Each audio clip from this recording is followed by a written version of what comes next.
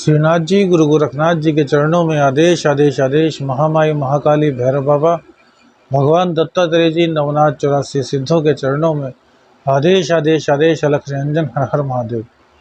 आज बात करते हैं शुक्रवार की। माँ वैभव लक्ष्मी का व्रत आज ही किया जाता है। माँ का दिन 21 जुलाई श्रावण मास में अधिक मास चल रहा है। आज तृतीया तिथि सुबह को 7 बजे तक रहेगी, उसके बाद चतुर्थी तिथि आ जाएगी। आज सूर्य उदय जो है वो सुबह को 5:35 पर होगा, जबकि सूर्यास्त का टाइम शाम को 7:18 है। अभिजीत मुहूर्त का समय आज 11:59 से 12:54 दोपहर तक रहने वाला है।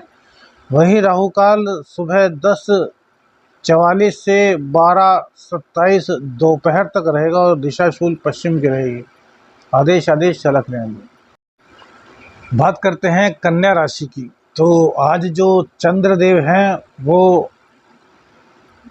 सिंह राशि में रहने वाले हैं और मघा नक्षत्र से उनका आज गोचर होगा। सूर्य और बुध एक साथ कर्क राशि में विराजमान हैं। राहु और बृहस्पति यथावत मेष राशि में और तुला राशि में केतुदेव विराजमान है। मंगल और शुक्र के साथ आज चंद्रमा आ जाएंगे।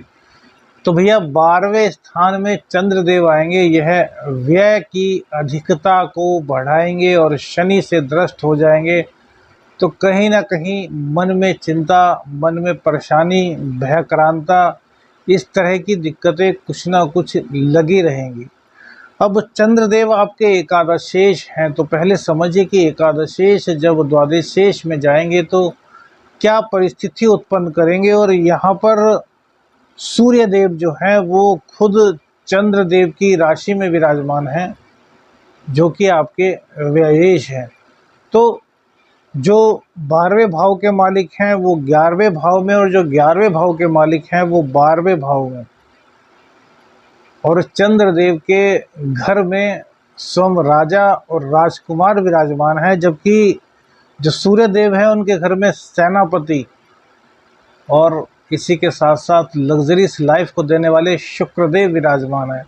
शुक्रदेव यहाँ पर अति विशिष्ट कारक की भूमिका में होते हैं। शुक्रदेव 24 जुलाई में वक्री भी हो रहे हैं, तो यह आपके लिए और अति उत्तम है, क्योंकि आपका 11वें का और लग्न का दोनों का ये फल देना शुरू कर देंगे। तो अब होगा क्या कि खर्चा तो आपका बढ़ेगा, लेकिन भैया खर्चा बढ़ने के साथ साथ आपकी इनकम उससे ज़्यादा बढ़ जाएगी।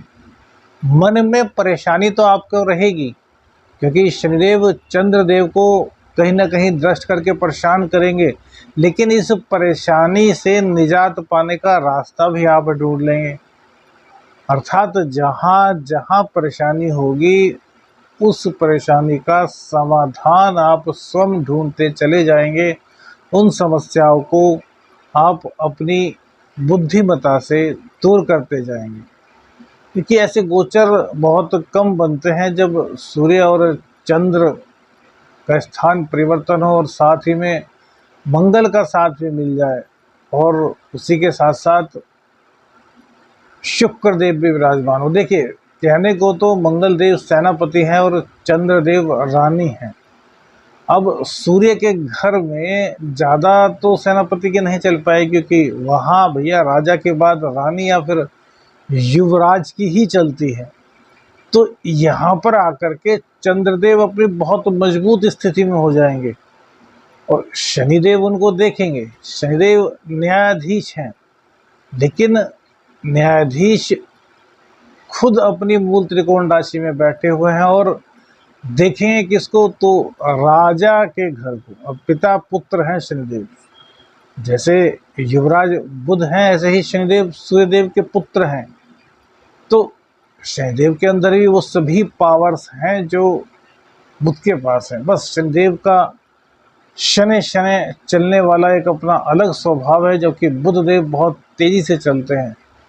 बुधदेव युवराज वाली सभी चीज़ों को अपनाते हैं, शनिदेव भी अपनाते हैं, लेकिन उनका जीवन जीने की कला एक अलग है, क्योंकि भगवान शिव के वरदान स्वरूप वो न्याय करते हैं।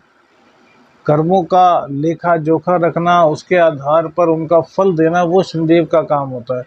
और अपनी मूल त्रिकोण राशि में, और फिलहाल तो शनिदेव वक्री है, रेट्रोग्रेड हैं, तो ऐसे में क्या होगा कि कहीं ना कहीं थोड़ा प्रभाव चंद्र पर पड़ेगा, और चंद्र पर पड़ने से आप कहीं ना कहीं मानसिक रूप से व्यथित से रहेंगे। थोड़ी सांस की प्रॉब्लम आपको हो सकती है, पेट में कुछ दिक्कत आपको हो सकती है, कहीं ना कहीं शरीर में वीकनेस आप महसूस करेंगे, इस तरह की कुछ प्रॉब्लम्स आपको होंगी। अब शुक्र देव की बात करें तो शुक्र देव नवम भाव के और आपके दूसरे घर के स्वामी बनते हैं, जो कि अति विशिष्ट अपने घर में 12वें स्थान में बैठे हुए हैं। तो नवमेश का 12वें स्थान में जाकर के बैठना किसी ना किसी रूप से आपको विदेश से जोड़ने का प्रयास करता है। विदेश से अर्निंग कर लें, विदेश में जुड़ जाएं, किसी एमएनसी कंपनी में आपका सिलेक्शन हो जाए। एमएनसी कंपनी में जाने की सोच रहे थे, बहुत दिन से प्रयास कर रहे थे, लेकिन वो सपना सच नहीं हो रहा था। तो वह सपना इस तरह के गोचर में बहुत जल्द पूरा हो जाता है, बशर्ते कि आपकी कुंडली में भी जो ग्रहों की स्थिति है वो थोड़ी मजबूत या शुभ हो। अब कुंडली में आपकी ग्रह की स्थिति बहुत कमजोर होगी तो भैया गोचर फिर उतना लाभ आपको नहीं दे पाएगा, आपका काम नहीं हो पाएगा। तो इसलिए जिन लोगों की कुंडली में शुक्रदेव कमजोर है वो शुक्रदेव को मजबूत कीजिए। देखिए, मैं तो हमेशा कहता हूं कि कन्या लगन, कन्या राशि वालों को 3 ग्रहों को सबसे ज़्यादा मजबूत रखना चाहिए। पहले नंबर पे आपके जो राशि के स्वामी हैं बुध, दूसरे नंबर पर आपके भाग्य और धन भाव के स्वामी शुक्रदेव, और तीसरे नंबर पे आपके चंद्रदेव, क्योंकि वो आपके एक अधिशेष हैं, उनको ही आपको सारे इनकम देनी है। तो इन 3 ग्रहों की आप पूजा करते हैं, इनको प्रसन्न रखते हैं, इनकी कृपा के पात्र यदि आप बन जाते हैं तो फिर आपको किसी प्रकार की कोई भी दिक्कत नहीं हो सकती।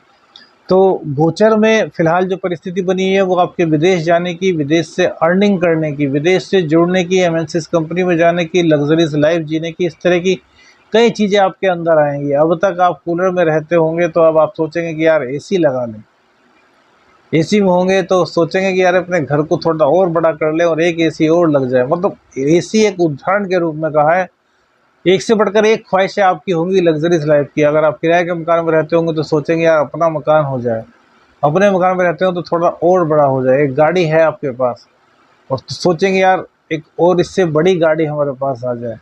अर्थात अब आपकी आकांक्षाएं इस काल में बढ़ेंगी। मंगल देव थोड़ा सा यहाँ पर विचलित भी करेंगे, क्योंकि 12वें स्थान में मंगल देव का गोचर हमारी दृष्टि में अच्छा नहीं कहा सकता। अष्टमेश और तृतीयेश का 12वें स्थान में जाना भैया कहीं ना कहीं कुछ ना कुछ दिक्कतें पैदा करता है। लेकिन स्थितियां अब बिल्कुल अलग हो चुकी हैं। सूर्य देव जो उस घर के मालिक हैं वो चंद्रदेव की राशि में बुध देव के साथ हैं, तो ये बहुत अच्छी स्थिति है। हालांकि बुध की पावर घट रही है, बुध लगभग 23 या 24 डिग्री के हो चुके हैं, तो बुध को भी मजबूत करना इस टाइम पे बहुत जरूरी है। गणेश भगवान जी की आराधना करते रहिए, गणेश भगवान जी को दूबड़ा घास अर्पित कीजिए। इन चीज़ों के करने से क्या होगा कि आपका जो बुध है वो बहुत मजबूत होगा। कुंडली में यदि आपके कमज़ोर है और कारक स्थान में बैठा है तो आपको फिर पन्ना धारण करना चाहिए, फिर हरी घास पर चलना चाहिए, हरे रंग के कपड़ों का इस्तेमाल करना चाहिए। बहुत सारी चीज़ें होती हैं, तो आप सभी लोग जानते हैं, बहुत विद्वान लोग हैं आप सभी लोग।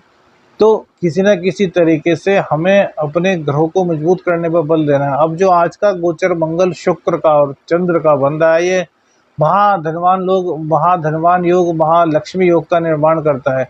इस योग को और ज़्यादा मजबूत करने के लिए क्या करें? देखिए, दिन शुक्रवार का है तो माता रानी के मंदिर में चले आइए। माता रानी, माँ दुर्गा, माँ शेरावाली, माँ भवानी, महाकाली, माँ सरस्वती, महालक्ष्मी, जिसका भी आपके आसपास मंदिर है जहां आप आसानी से जा सके वहां पर जाइए, और सबसे पहले माता रानी को देसी घी का दीपक अर्पित करते हुए उसको प्रज्वलित कर दीजिए।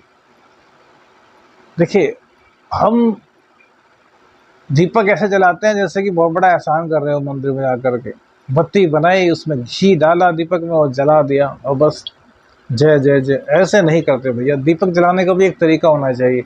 दीपक किसके लिए जला रहे हो? माँ के लिए जला रहे हो। तो सबसे पहले दीपक को रखो किसी प्लेट में, उसमें थोड़े से जो प्लेट है उसमें चावल डालो, उसके बाद उसमें दीपक डालिए, फिर उसमें घी डालिए, फिर बत्ती डालिए, उसको प्रज्वलित कीजिए और फिर माँ को अर्पित कीजिए कि माँ, मैंने आपकी प्रसन्नता के लिए ये दीपक प्रज्वलित किया है, माँ इस दीपक को स्वीकार करो। और उसके बाद माता रानी की आराधना कीजिए, माता रानी को दीप दिखाइए। बहुत अंतर है भावनाओं का, भक्ति में भावनाओं का काम बहुत ज़्यादा होता है। मैंने देखा बहुत से लोग आते हैं, देखिए जल्दी जल्दी बत्ती जलाई और वो रख दिया और हाथ जोड़ के चल दिया। अरे भैया कहाँ की जल्दी है, इतनी जल्दी है तो फिर मंदिर में आए क्यों?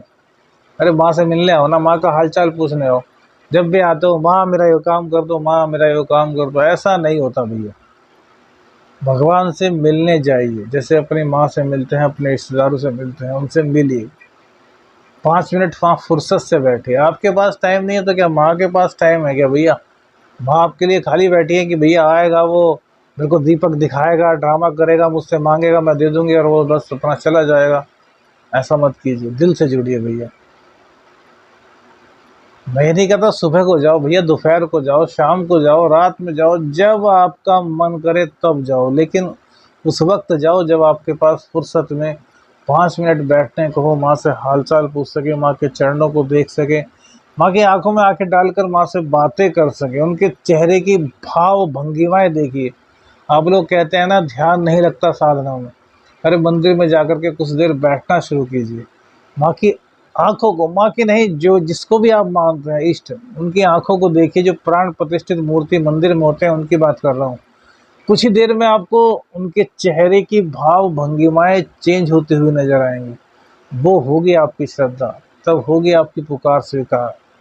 ऐसे नहीं कि बस गए, प्रसाद चढ़ाया, ऐसे भगवान पे बहुत बड़ा एहसान कर रहे हैं और आ गए। भैया ऐसा मत कीजिए। आदेश आदेश अलख निरंजन।